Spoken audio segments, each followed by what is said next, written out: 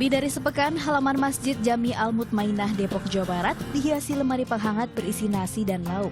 Selain itu, kudapan serta minuman teh dan kopi juga lengkap tersaji. Bukanlah mencari untung, sang pemilik foodbox ini sajikan semua penganan dengan cuma-cuma. Setidaknya ada 100 porsi makanan yang tersaji tiap hari dan dapat dinikmati kaum duafa ataupun orang yang sedang membutuhkan. Adalah Bayu Gautama atau kerap disapa Bang Gau, inisiator di balik program sedekah ini.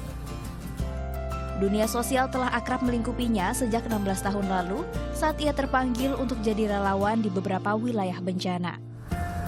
Semakin hari semangat berbagi pria ini makin menjadi.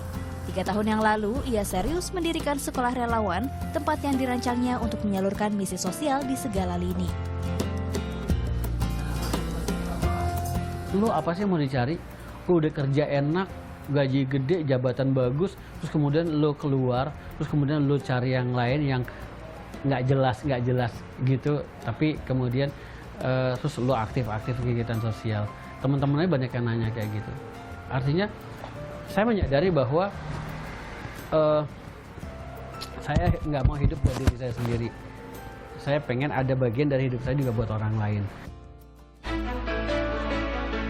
Dengan foodbox, Bayu juga ingin mengetuk hati jamaah masjid untuk memiliki semangat saling berbagi kepada lingkungan sekitar. Kita berharap foodbox ini bisa punya misi untuk menggerakkan partisipasi masyarakat. Jadi kita menyediakan tempatnya nih. Ayo deh masyarakat, jamaah atau warga sekitar masjid ada kesempatan untuk berdonasi atau bersedekah. Kalaupun nggak uang, ya makanan. Dan benar saja, mengetahui keberadaan foodbox, beberapa jamaah masjid tergerak hatinya untuk ikut berbagi. Kalau saya pikir makanan itu krusial, penting. Sehari-hari kita makan gitu. Dan banyak saudara kita yang sehari-hari itu untuk ketemu makanan aja susah. Bahkan kita mungkin sering lihat di TV, baca di medsos gitu. Orang bisa melakukan kejahatan cuma gara-gara sesuap nasi. Gitu. Ada bapak atau ibu yang rela melakukan katakan misalkan nyuri atau apa yang sifatnya kriminalitas itu hanya gara-gara anaknya nggak makan atau dia memang nggak makan, seberapa kali nggak makan gitu ya. Nah, dengan adanya program makan gratis ini dari foodbox, paling tidak kita bisa membantu dari sisi itu. Salah satu warga yang rasakan manfaat foodbox adalah Zain yang setiap siang selalu beribadah di masjid ini. Selama ini ia menyambung hidup dengan bekerja serabutan. Keberadaan foodbox menjadi penolong saat sama sekali tak ada penghasilan. Selama adanya foodbox, selamanya ada foodbox ya saya juga merasa terbantu. Dan untuk warga-warga yang tidak mampu juga terbantu. Alhamdulillah tambahlah relasi teman-teman yang pada datang ini kan ya untuk makan, terutama untuk pedagang gitu kan. Berkah lain dari foodbox nyata terasa di Masjid Jami Al-Mutmainah dan 2 masjid lain di Cinere dan Bogor. Rumah ibadah tak jadi ruang bagi ibadah. Lebih dari itu, ia menjadi motor penggerak kegiatan sosial.